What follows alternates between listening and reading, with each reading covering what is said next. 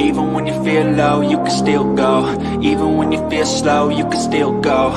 Even when there's no hope, you can still go. I never answer to no, man, I still go.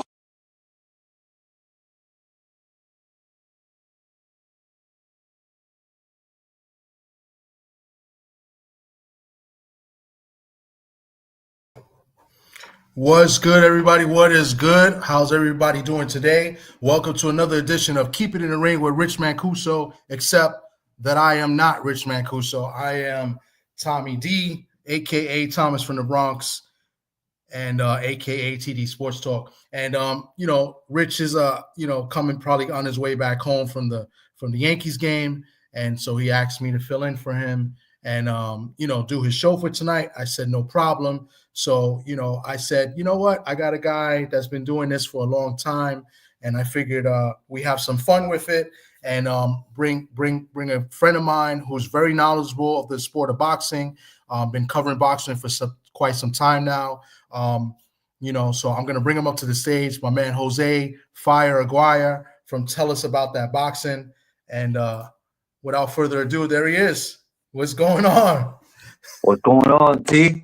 What's going TD on, Sport. bro? All right. How you doing, man?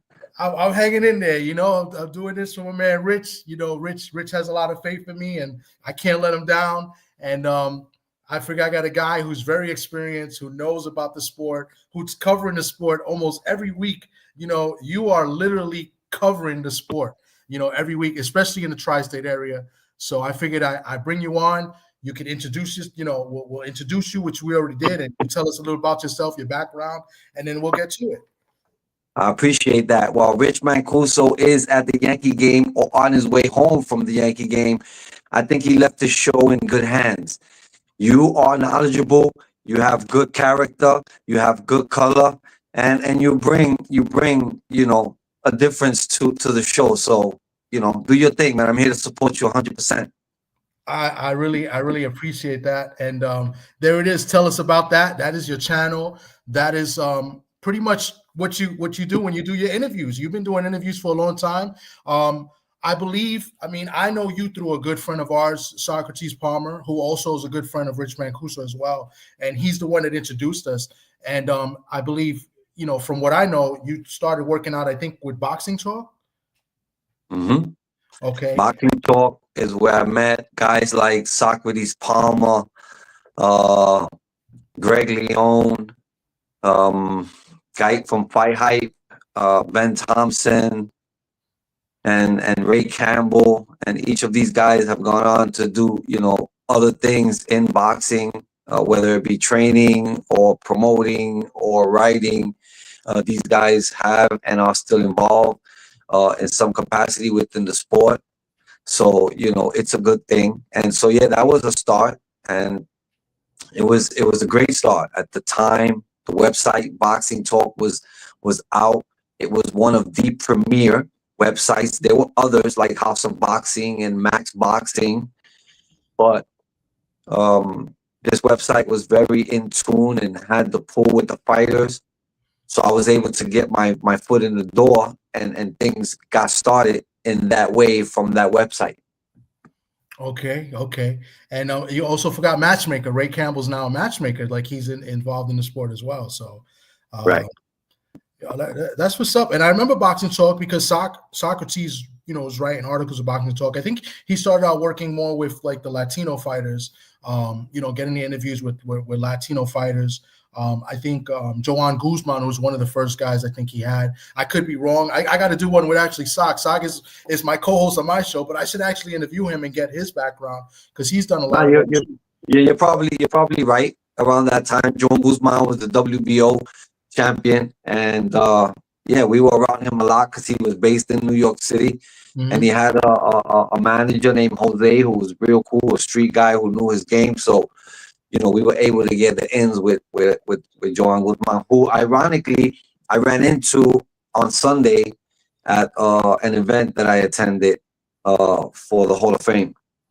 And we were going to get to that, so we got to that a little bit earlier. Before we get to that, because we want to talk about that, I got some pictures that you gave to us to use for the show and video as well. So we're going to get to that. But a little bit about Boxing Talk. Boxing Talk was kind of like while YouTube was kind of starting up too. So you know when you was doing these interviews, you was doing the interviews before YouTube, because now everybody's doing content on YouTube and posting the videos. But you have, you know, from what me and you discussed, you have a lot of content like that you have like on tape, you know, and storage, because you was out doing it with the microphones. I mean, I played one of the interviews with Shushu, where Shushu was like 6 years old, right? So tell us a little bit, tell us a little bit about that, you know, about the history of your coverage. Oh man, I've had the honor and the privilege to have interviewed some great fighters. And when I came into Boxing Talk had access to the fighters. I used to watch fights on HBO and on Showtime, and if you can remember or archive, fighters like Holyfield and Chris Bird and Antonio Tarver, these guys used to wear Boxing Talk into the ring. Now Yeah, this was pre-YouTube. There was no YouTube. There was no thought of YouTube. But these guys had a way to upload videos onto the internet. You know, it was a process to it. It's not as easy as it is today. You know, there was hours behind the uploading, then the downloading, then you had to put it on the server.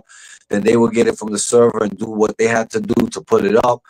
It was a process. It was a long process, but it was worth it because we had the capabilities of putting out video around the world in the World Wide Web, and the fighters knew this, and it was easy to get access because the fighters wanted to be on the World Wide Web. They wanted to be on the internet, and so we were a second channel for them besides the HBOs and the Showtime. We were a second channel for them to really get out there, and it was a great era in boxing. It was a great time, a lot of access with a lot of fighters, amazing top fighters from the era that we were doing, and it was great. Let me just try to see if I could get this so that we could put your logo up a little bit, just so people can see it. Okay, and then we can see our face. But another question of mine that I have, we've had, I mean, we speak a lot and we see each other at some of these events that I get to go to. You go to more than I do, but you told me about some fighters you interviewed, some real well-known fighters. One in particular, Floyd Mayweather. I think you had a nice little story about Mayweather when you interviewed him and how he kind of, you know, reacted to one of your videos and reacted to you. Can you tell us a little bit about that? Yeah, Floyd Mayweather was one of the first boxers that I was given access to in early in his career before he fought his first pay-per-view. We did a massive coverage on Boxing Talk with Floyd Mayweather during fight week, and I covered all the events. I had access to Floyd Mayweather at the HBO offices exclusively. Now you got to remember, at this time, there were no other videographers. Mostly it was print. We're talking about the Daily News, Sports Illustrated, the New York Times, the Post, and some websites. There were no video, so it was very exclusive, right? But we were able to do with the access that we were given. Floyd Mayweather was one of the first, but he was not the only. We had, you know, Winky Wright, Antonio Tarver, Roy Jones Jr., Evander Holyfield. I mean, the list and the access, Shane Mosley, Diego Corrales, was the list and the access of fighters was big, and it was big. Hmm.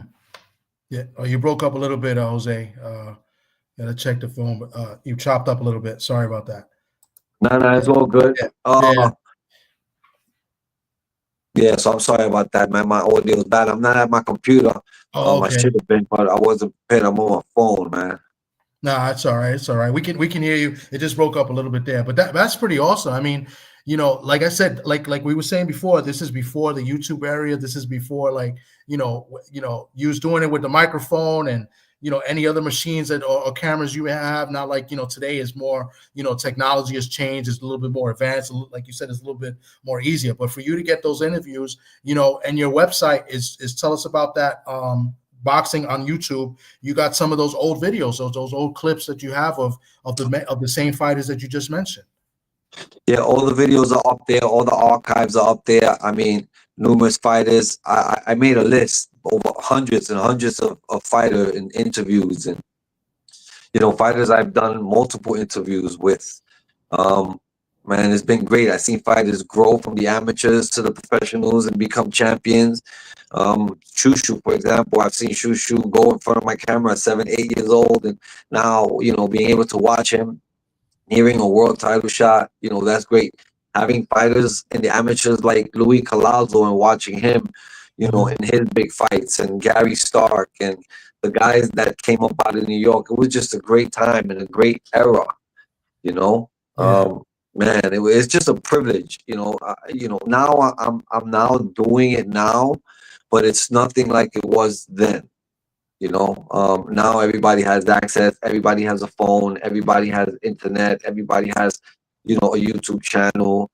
So it was very different, and so I cherish those moments that I had. I cherish those times, that I could produce video footage that no one else has video footage of, because there was Yeah. nobody else doing it. Yeah. So I look at that time and I say, man, I take that, and man, it's a privilege, and I cherish it, because man, the time that I was able to spend with some fighters um, was tremendous. And to think about it, I'm just a boxing fan, Hmm. right? And given the opportunity to sit across from these guys, like that was an amazing time in my life. For somebody to do that for me, I was living my dream. Mm. Real quick, shout out to Camiran Fields. Thank you so much. Much appreciation for the donation. She says, appreciate the dedication and information content that you provide. Salute to Jose. Hopefully, I spelled that correctly. Yes, you did. For joining us tonight. I have subscribed. Peace and blessings.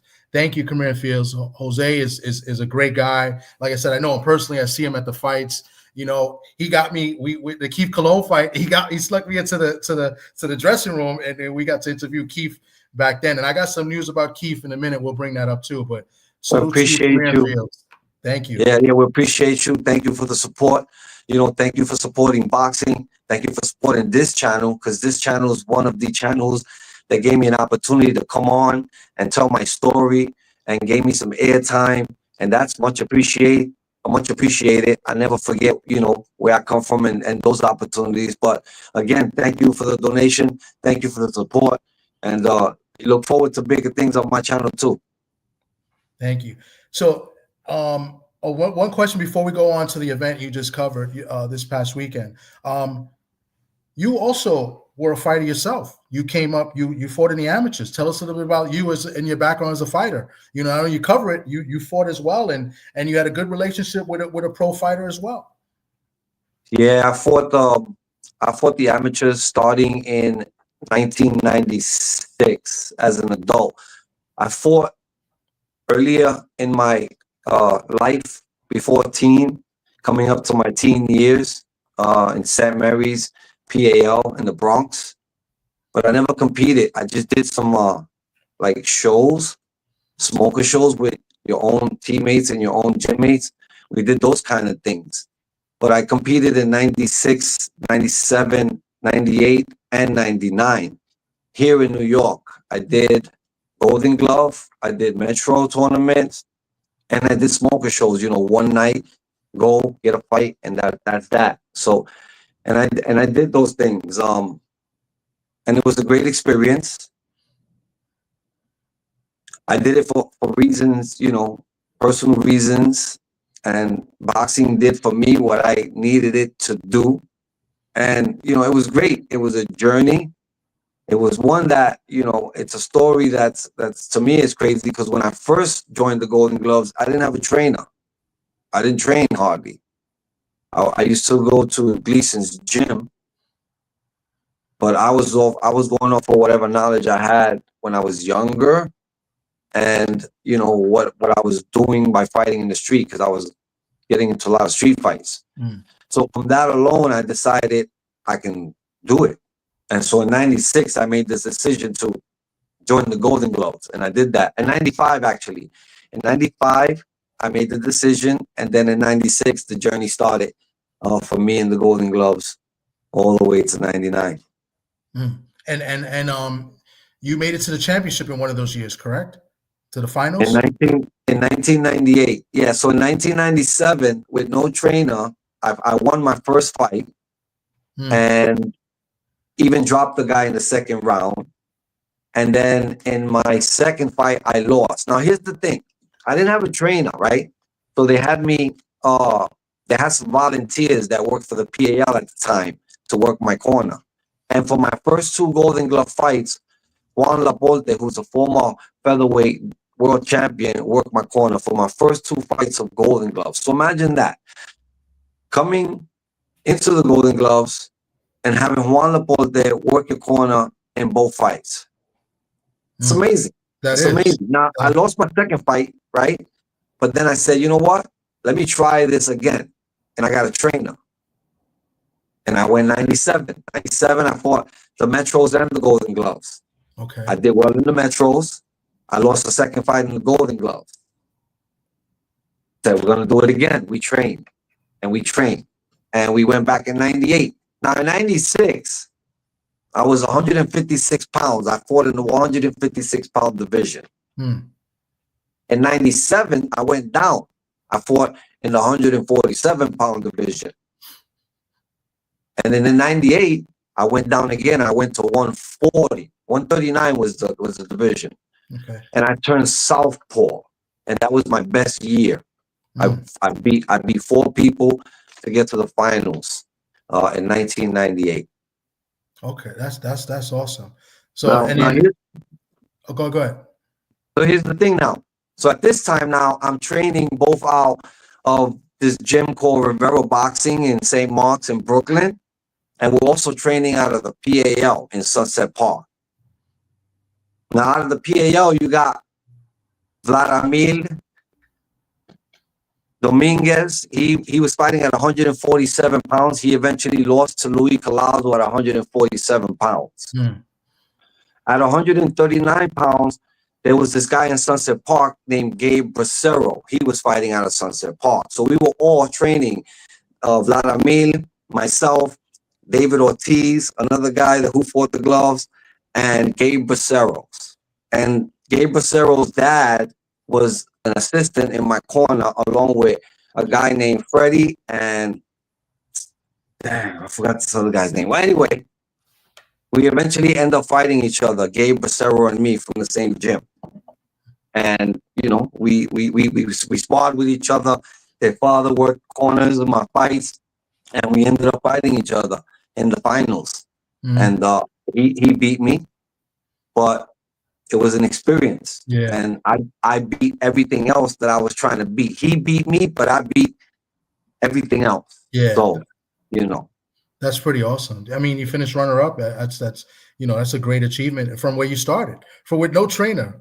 Right? I think that's pretty awesome. And it's also how you look at it. Like, thousands of people join the Golden Gloves. 32 make it to the finals. I mean, just to make it to the finals, like, it's an achievement. Absolutely. And to me, I had achieved what I wanted to achieve using boxing, and I did it on that night. On that night, I won my championship. My silver is my championship, and it did what it was supposed to do for me. And then I came back the following year, and I moved up again to 147, and I lost my first fight. And then that's when I decided, you know what? I did enough to my satisfaction. I did enough to satisfy me. And again, it did what it was supposed to do for me. So I'm good, you know? That's awesome. And then here you are, you covering the sport. I mean, boxing, you gave to boxing, boxing gave to you. It's like, you have this relationship that's ongoing, So. It's on and off. There was some time I took off, things happen, life happens.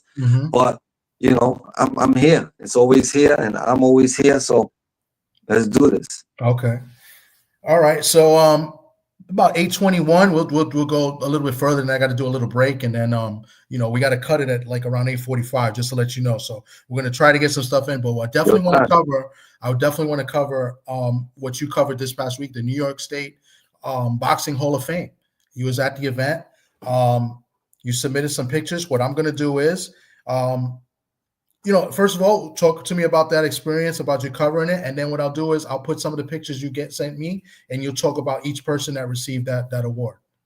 First and foremost, Ring 8 was the association and the organization that put the New York Boxing Hall of Fame banquet together. And shout outs to Ring 8 and McNair. I think it's Ron McNair, the president of Ring 8, and his organization. They did a great job, again, putting it all together. It was well put together. It was well organized. Everything was where it's supposed to be, and everybody knew where they were supposed to be. So shout out to them. Again, it was a great event. It was at Russo's on the Bay in Queens. So the atmosphere was great. The view was great. The food was great. The people and everybody was there for a purpose to celebrate those that were inducted into the New York Boxing Hall of Fame. And there were a few people we know, like Andre Rozier and Pat Russo, guys like Chris Algieri and Cindy Serrano, Alicia Ashley, also referee Eddie Claudio. He was also inducted. Mitch Blood Green was inducted.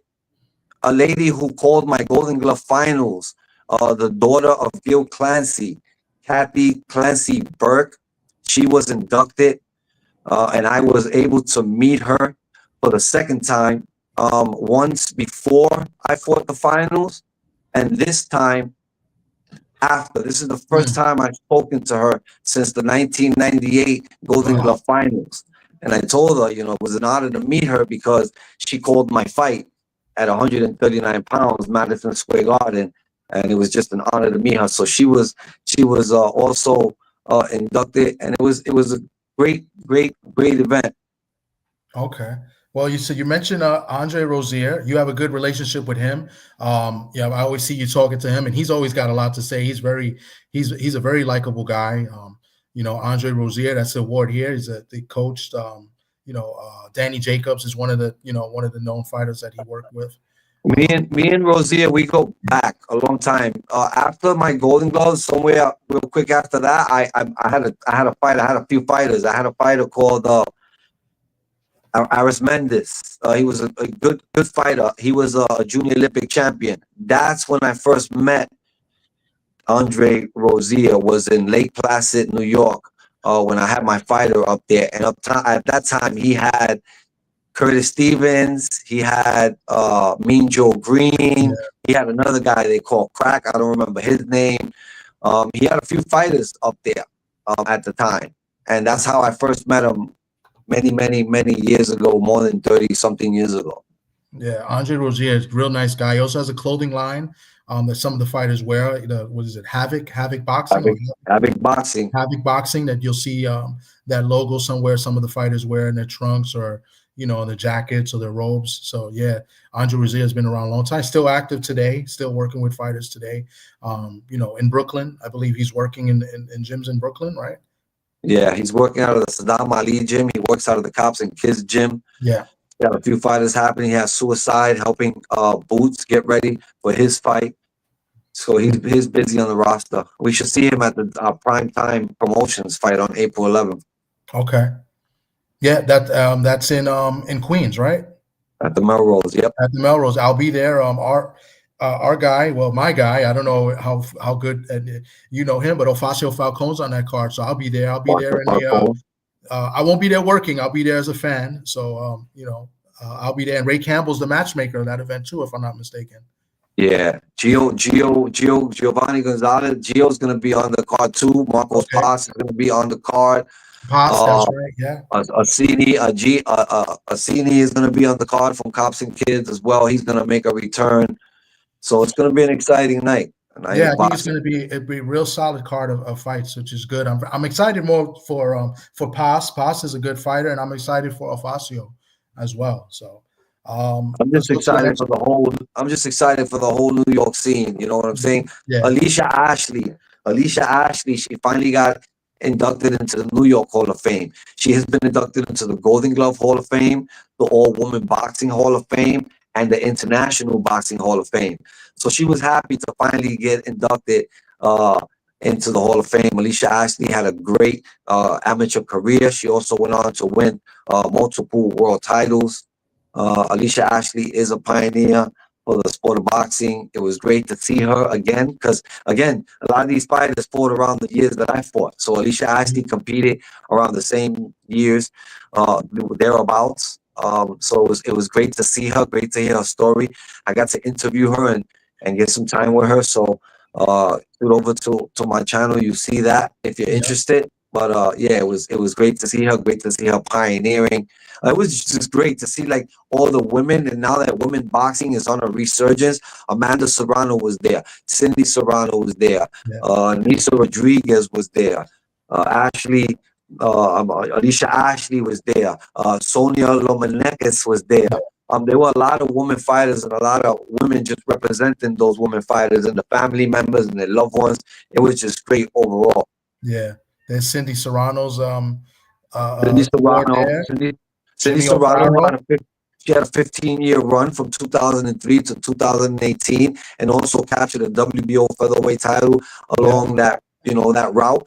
Being champion at the same time with her sister. It was very emotional when Amanda Serrano went up there, as not the world champion Amanda Serrano, but as the little sister Serrano, introducing her older sister, a sister who inspired her to take a step into the ring. And just imagine if she had never inspired Amanda Serrano to get into the ring, or if Cindy Serrano had done another sport and Amanda followed her in those footsteps, we would never hear about such great fighters. And Cindy Serrano, who was inducted, and it was great that she was, and she got her accolades. And Amanda Serrano, who on July 11th, Madison Square Garden is going down. Yeah, that's right. That's right. We're going to get to that in a minute. Tell us a little bit. One more, I think we missed, and then we'll go to the break. Jimmy O'Farrell. Jimmy O'Farrell was inducted posthumously, if that's the correct way to pronounce that. I'm sorry if I didn't pronounce it correctly, but yeah, Jimmy O'Farrell. Jimmy O'Farrell touched a lot of lives before he moved on. And I'll say this: in 1998, I faced in 1996, I faced a Jimmy O'Farrell fighter who I beat in my first Golden Glove fight. And in 1998, I faced the Jimmy O'Farrell fighter who I beat in 1998. But I also knew him to have fighters like Dimitri Salita, Monty Barrett, and other fighters, and fighters who both became world champions and not world champions. And Jimmy O had Starrett City. He started with a lot of young fighters and did his thing. He was not only a trainer and a coach, he was like a father figure to many. And finally he was inducted, and that was a great honor. Dimitri Salita of Salita Promotions, who promotes Clarissa Shields, he accepted the award along with his sons. And it was great. He gave a speech of how O'Farrell impacted his life and the life of those around him that he knew of. And it was great. It was a great story. I know about Jimmy O'Farrell, but those that didn't got to hear it from those that were there and were close, his sons, Dimitri Salita. And it was great that he was inducted. There was a lot of people there, a lot of family. And a lot of us knew him. A lot of the people in the amateur scenes, a lot of the people that got inducted, Julio Salinas, Eddie Claudio, Billy Giles, all these guys knew him as well. That's awesome. That's awesome. So what we're gonna do is we're gonna take a little commercial break, and then when we come back, we'll cover more. We'll have a video clip of Amanda Serrano. We'll talk about her upcoming fight and the promotion for that, and then we'll talk about this weekend's big fight with Mikaela Mayer and Sandy Ryan. We'll talk a little bit about the undercard as well if we got some time. So stay with us. I got my man Jose Fire Aguirre. Tell us about that. We'll be back right after this. Once I find the clip. I don't know where. Oh, here we go. Petwell Clinic was built with busy pet parents like you in mind, providing walk-in preventative vet care, treatment for minor ailments, and chronic condition management. You remain with your pet throughout their visit, and all charges are clearly explained, so there are no surprises at checkout. Just walk in to our Paramus, Greenbrook, or Union locations, or visit us at petwellclinic.com for more information. Even when you feel low, you can still go. Even when you feel slow, you can still go. Even when there's no hope, you can still go. I never answer to no, man, I still go. And we're back. And if you're looking for Rich Mancuso, I am not Rich Mancuso. So if you're just tuning in, I'm Tommy D. I'm here with my good friend, Jose Fire Aguirre from Tell Us About That. And we're covering for Rich Mancuso.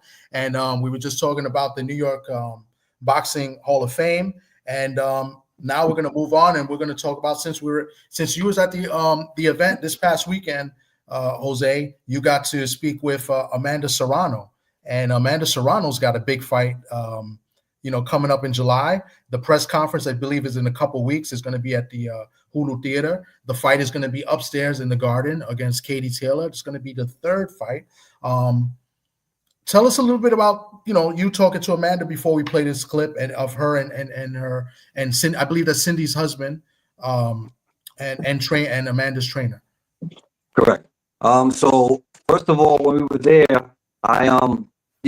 Amanda was there. I was actually sitting at the table at some point with them because it gave me a better view of the podium that I was recording. One thing I want to make clear, I didn't make it about Amanda because it was about Cindy. So when I did speak to Amanda, it was after everything was said and done, all the awards were handed out, and we were about to depart, and everybody was about to leave.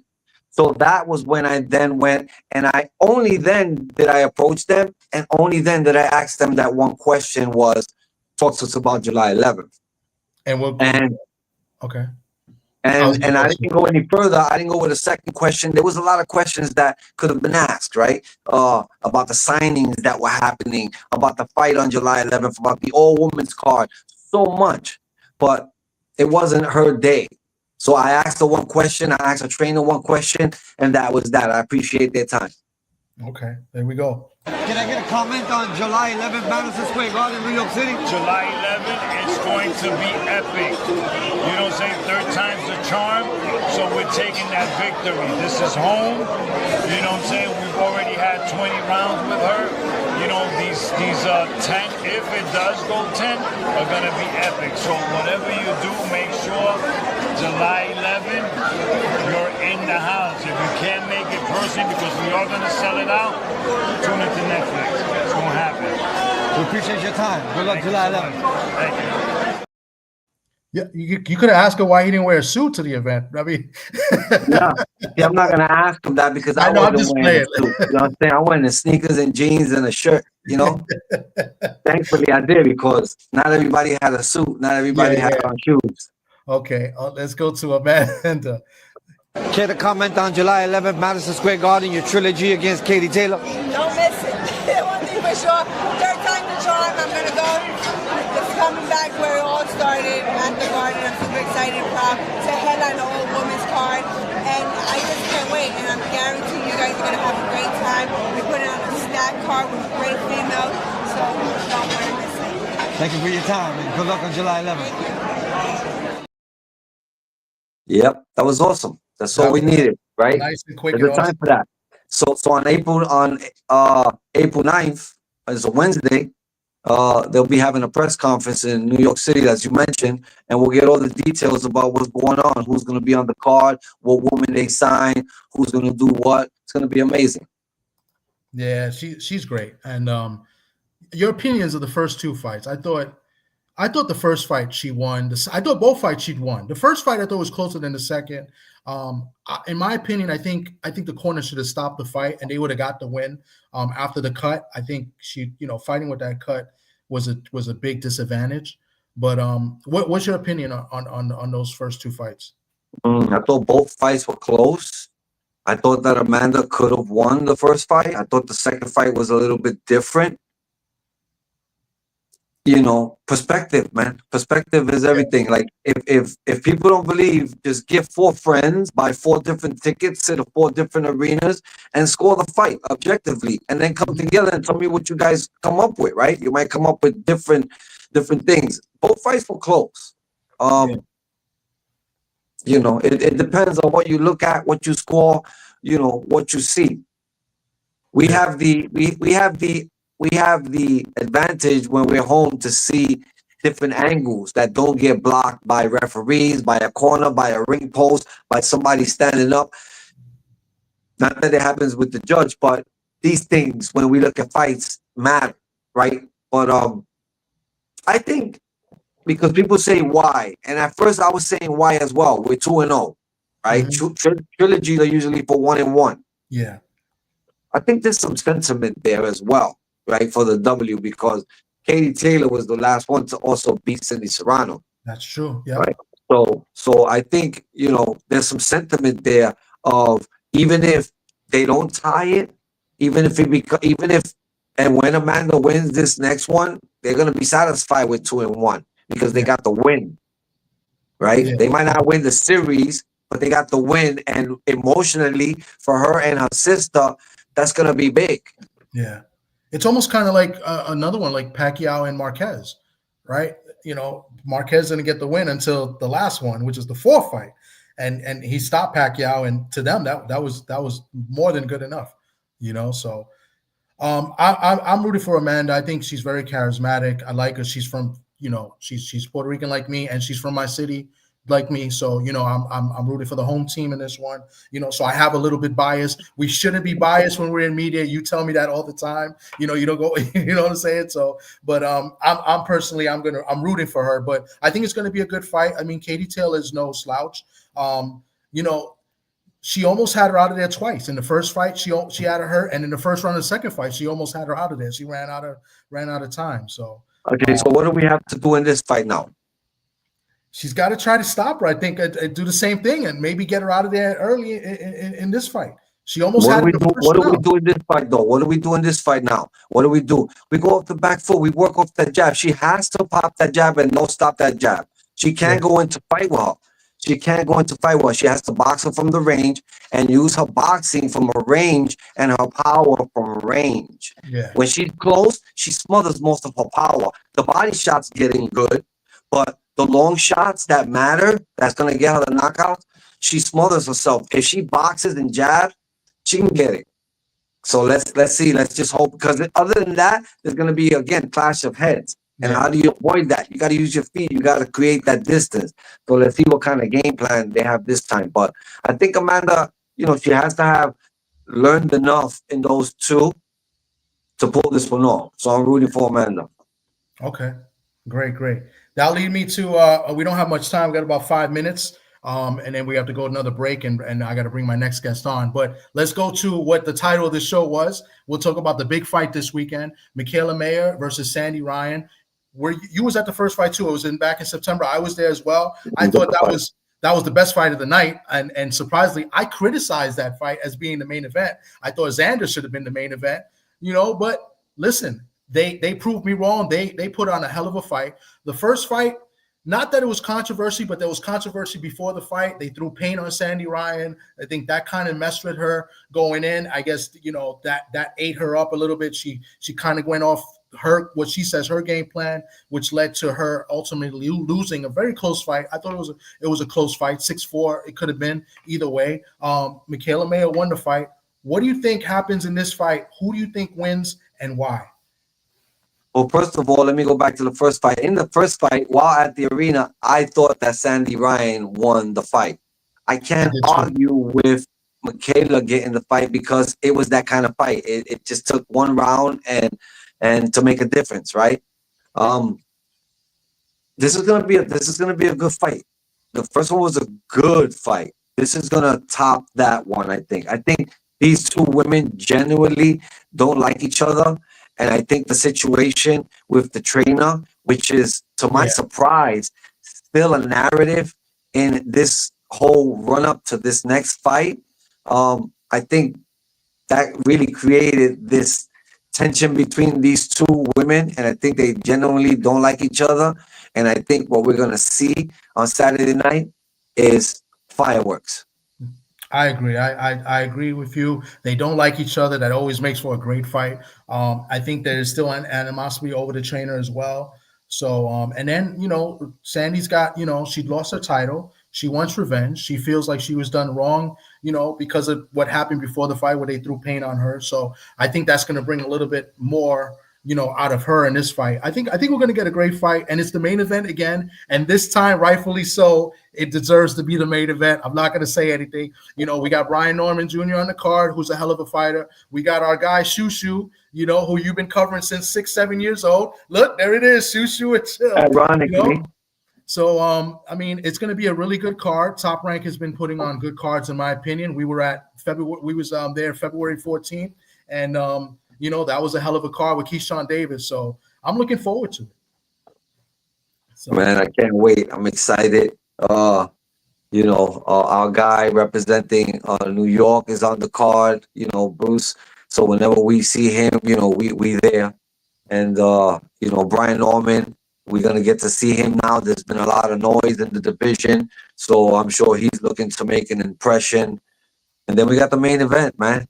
No painting of anything happening. I saw some video of Sandy Ryan moving around, and she had the people around her, so they were really aware of what her surroundings were. yes, indeed.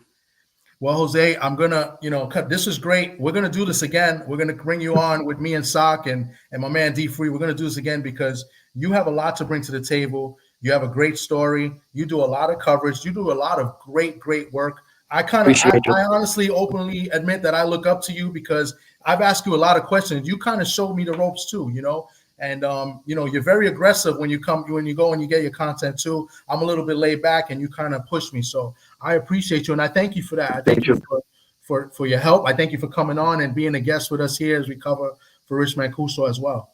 So appreciate you, man. I appreciate your support. Ever since I met you, you've been supportive. I support everybody. They shine for everybody, so you're always gonna get love from me. Thank you again for having me on. Thank Rich Mancuso. I hope his Yankees won. But the Yankees did win. Appreciate you having me on again, man. Let's do it again. Let's keep doing it. Man. Absolutely, man. And tell us about that on YouTube. Tell us about that boxing. Look him up, my man Jose Fire Aguirre. He has great content, great videos, great interviews from back in early 2000s. So check the archives. Check the archives. And current everything, man. So follow him, please. Follow and subscribe to my man Jose. Take care, Jose. We'll see you guys. We're gonna take a quick commercial break, and we're gonna bring in Robbie Rebel. Take care, everybody. Robbie Rebel. Let's go. All right. Let me just get this commercial again. If it decides to play.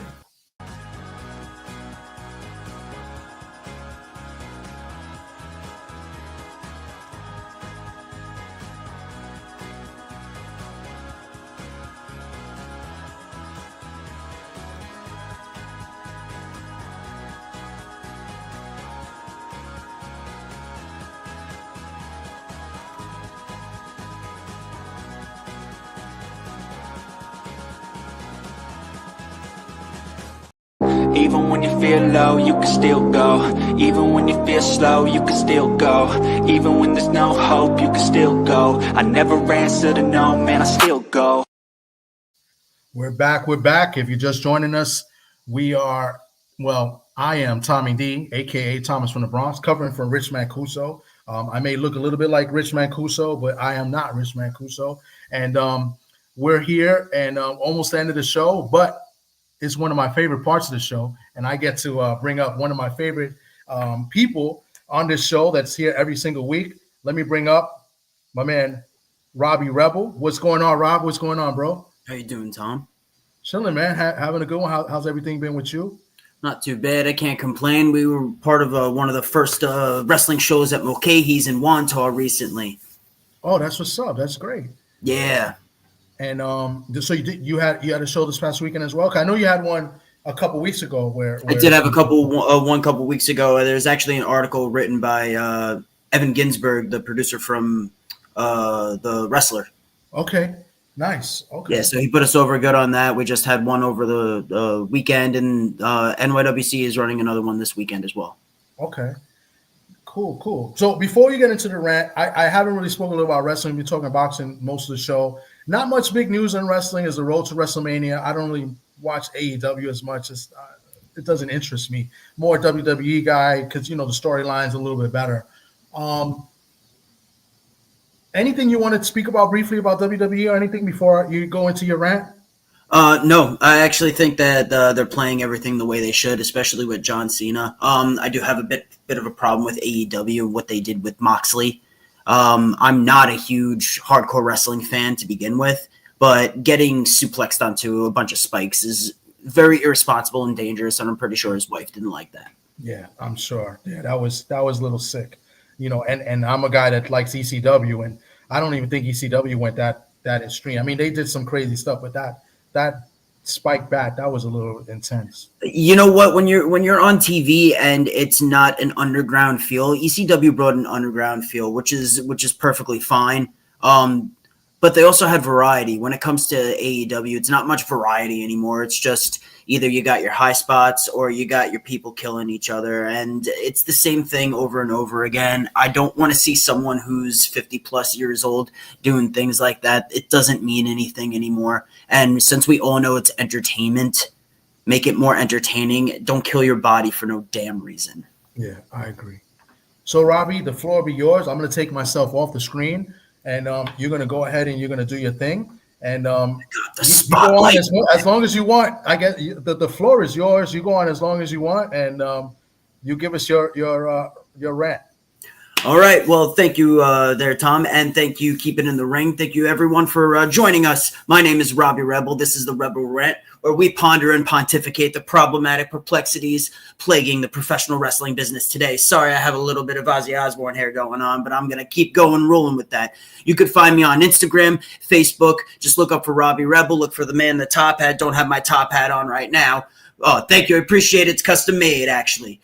But you can find me on Facebook, Instagram. We'll be happy to add to you. And today I'm going to rant about something that's actually pretty prominent within the whole wrestling business. And it's people who are in their mid 30s to early 40s to even late 50s causing drama like they're still in their 20s. Oh, yeah, I could go on forever about this. The first thing I'm going to talk about is a bunch of Facebook comments. There's people that are like, I've been doing this forever. I was in ECW. I was in that. Well, guess what? Times have changed. And unfortunately, when times change, you have to consistently go with it. Yes, I love professional wrestling. I love the performance and where it comes from. I've done my homework. I watch the old stuff. I have a hard time doing with the new stuff, but unfortunately, you do have to adapt. So if you're not adapting, no one's going to listen to what you want to do. And if you're consistently on Facebook starting things because some smark from Florida or North Carolina is calling you a drunk or something like that, get over it. If you're as big as what you were saying that you were, then he doesn't mean anything in the long run. Stop giving all these people a place to talk and just ignore it. There's no problem with it. Next, I'm going to talk about something that happened personally. Personally, I am sick and tired of people backstabbing and lying. One of my good friends posted something and lied about it completely about a booking that he had. And then he ends up saying, I never wanted to take this booking just because he wanted to jump on a bandwagon with everyone else. Man, if you're going to take a booking, take the booking. Or if you're not going to take a booking, man up, do what you got to do. If you need to take care of business at home, that's perfectly fine. We're all adults here. Like I was saying, at least almost 40 years old. But for heaven's sake, man, like if you just can't own up to the stuff you said or the stuff that you were begging and pleading for, get the hell out of this business. No one needs these drama queens. Everyone went through drama school in high school. I don't want to deal with this crap. I want to get paid. I want to put on a good show. I don't want to take people away from their bad lives for a minute. I want to make sure that they're doing okay and that they enjoy what I do. You see Robbie Rebel going in that ring, I don't put my dirty laundry out on Facebook. I'm not going to start drama between everybody. If it's personal drama, I'm going to take it out and be professional about it. Why the hell would you just consistently lie, cheat, and backstab other people for no reason, especially if it's for $50 at most? A hot dog and a handshake ain't worth this type of headache or this drama. So if you don't suck it up and you don't get out of the business because you can't take the heat, then just leave. Because no one wants to hear it. No one wants to do it. If you're making the drama about the backstage stuff more interesting than the wrestling, then we all have a problem. Yes, we all love Dark Side of the Ring. We love listening to the road stories and all that stuff that happened. But the real drama that happened when it did happen, let's face facts. You look back at it a couple years now, everyone hates Hulk Hogan, but he was huge in the 80s. This stuff will come back to bite you in the ass. When you politic and you backstab, it's just going to do nothing. And that's the things that I got to say about that. Back to you, Tom. Well, that was pretty good. I actually agree with pretty much everything you just said. It's a tough business. There's no need to, and the thing about the bookings, you guys are not getting paid what you probably should be getting paid. And it's a rough business. It's a rough, sport. Some people may not consider it a sport because, they say it's not real, but it is real. It's maybe, determined, but you guys are taking legit what we call bumps, so I definitely agree with your rant. Someone messes you up and then kicks you in the mouth and you lose your teeth about it. It's pretty real to me. That hurt. Jesus Christ. Wow. Did you get hurt. Did you get to give him a receipt? Oh, I gave him the receipt of his life. He probably can't hear out of his right ear anymore, and I've never seen the guy ever since. Ah, that's what's up. Yeah, see, Undertaker was known to giving people receipts. That's why I think that's why I first learned the term receipt. Well, if you're going to hit someone who's a veteran or someone who's 3 times larger than you, and you really want to throw something at them, guess what? It's coming back tenfold. I just had a match against Papadon. The Greek god Papadon. He's very well known up in the Northeast. And let me tell you one thing. I wouldn't dare have hit him too hard. I'll tell you that. Guy caught me right in the mouth. I gave him back a little bit, and I said, "Hey, man, you hit me a little hard." He goes, "My bad." But if I did that at first, I would have been knocked out in the middle of the bar. Wow. Because it was inside of a bar. Jeez. Well, let me rephrase it. It was inside a huge venue, but there was bars right next to the wrestling ring. It was the most weird thing, but I got to tell you, the crowd was hot that night. It was fantastic, and there was no damn drama. Was that in New York? Yeah, it was right in Wantaw. It was 5 minutes away from where I live. Okay. Wow. I would like to go to one of those events. I haven't been to a wrestling. Well, I went to Raw last year, but I haven't been to like one of those, like an ECW event, like at the Elks Lodge. Like you just did a match in the Elks Lodge, right? Was it recently? Yes, that was for CCW. CCW. Okay, yeah, because I've been to the Elks Lodge a few times back in the way back in the day, ECW days, and those were fun. Those were great. They were great events. The crowd got involved. That was the thing. Like they not the crowd got involved, but the wrestlers and the announcers, they got the crowd involved, and they felt like they were part of the show. The way I like to say it is that it's intimate, especially for indie shows. Yeah. But the problem is it's always a crapshoot within the indie shows because there might be a night where Robbie Rebel's not doing so good, or he gets booked the wrong way, or you get this guy booked the wrong way, or this guy just has never had a day of training in his life, but yet for some reason, because he's friends with somebody, they think he's going to draw money. I mean, I hate to say it, but because, like you said, it's a business. If you don't bring money to the table, if you don't bring asses to the seats, if you don't bring sponsorships, what are you really worth? Yeah. The wrestling part is just 101. Learning how to lock up, learning how to take bumps, that's 101. Yeah. If you want to go and be a baseball player, just because you could swing a bat doesn't mean you're getting into the MLB. You're not going to get on the Mets. No. You're not going to get on the Yankees. You got to be exceptional. Yeah, absolutely. And unfortunately, some people don't see exceptional when it's right in front of them. Robbie, man, you're great. It's always a pleasure talking to you. I don't get to talk to you as much because it's his Rich's show, but one day I'm going to have you on my show. I'm going to bring in another friend of mine who used to wrestle. He trained out of Gleason's gym, so I think you guys. Gleason's is a great place. Yeah, he trained under Johnny Rods. Johnny Rods. Yeah. So he's been retired, but he got some tryouts for like SmackDown, like back in the day. He did some dark matches. That's as far as he got. I think if ECW would have went a little bit longer, he might have been on the ECW roster because he was there working with some people like the Baldies. He was working with a couple of those guys. I don't know if you remember the Baldies from ECW. I do. I actually look into the older stuff and like I actually review my history. I mean, I know he gets a lot of crap, but I listen to a lot of Jim Cornette stories.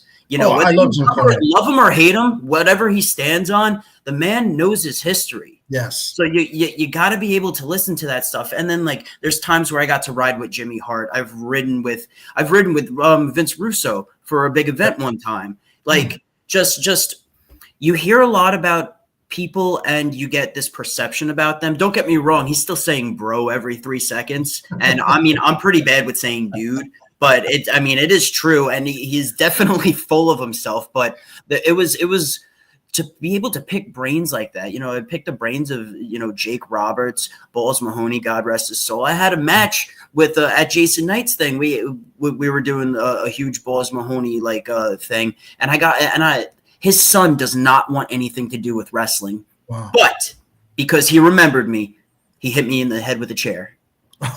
That's pretty cool.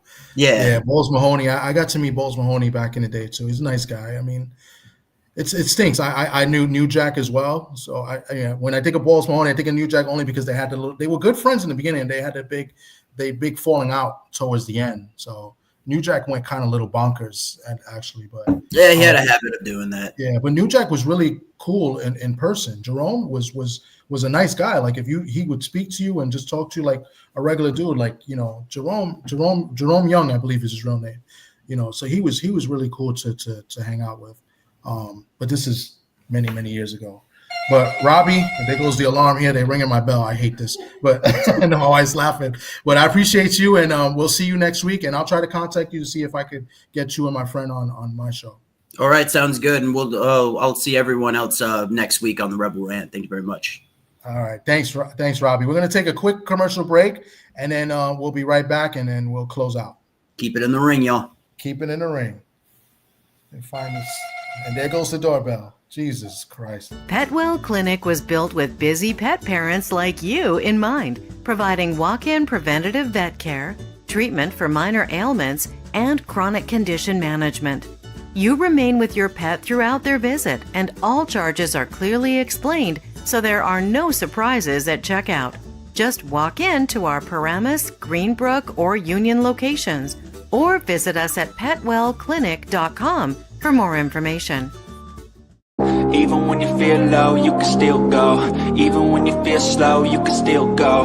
Even when there's no hope, you can still go. I never answer to no, man, I still go. All right, everybody, we're back. Thank you. And then my doorbell is still ringing. Crazy. This is insane. But to close out, I got one more thing I'm going to say. I appreciate you guys coming in and checking us out here, keeping in the ring. Rich Mancuso will be back next week. He's doing well. The last couple of times I was on, he wasn't really feeling well, but he actually is feeling well. But it's baseball season, so there'll be days when the Yankees or the Mets are playing, and he's covering the Yankees and Mets, in the nice surroundings of the press box there at the stadiums. But I also mentioned one thing in wrestling. There was some big news in wrestling. I think it was made this morning, earlier today, and it kind of goes along with boxing as well. SmackDown has hired a new ring announcer, none other than Mark Chinook. Mark Chinook. I don't know if I said his name right. I met Mark Chinook a couple of times. Nice guy, real cool guy. He works with Top Rank. He's the ring announcer. Top Rank, as you guys know. I got a little clip here. If you don't know who this is, I'm sure if you've seen him. Very nice hiring for SmackDown. I think this is a good look. Now they have a couple guys from ESPN working the show now. I think Tessitore is now there as well. Here goes Mark Chinook. Ladies and gentlemen, this is boxing. This is Top Rank.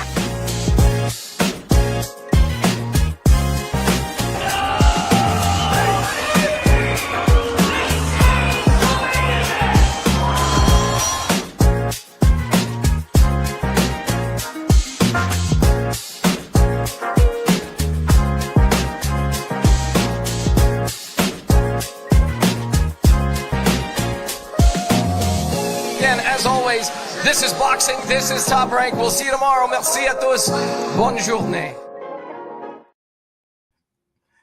Mark Chinook, the newest addition to the SmackDown roster as the ring announcer. I think he'll do a great job. I think he does a great job with Top Rank. So that's all I got. I want to give a special thanks to Robbie Rebel. Did a great job today, helping me out as well. Because when I take over, I need all the help I can get. And my man Jose Fire Aguirre, tell us about that boxing. Please go and subscribe to the channel. He does great work. He's kind of showed me the ropes as far as going to these press events, the press conferences and weigh-ins. And if you didn't get a chance to listen to him, and you're just coming on now, rewind it, go back and listen to his story and about all the events he's covered.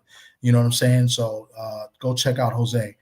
On that note, I want to wish everybody well. Hope you guys have a great, fantastic week. Some good fights coming up this Saturday.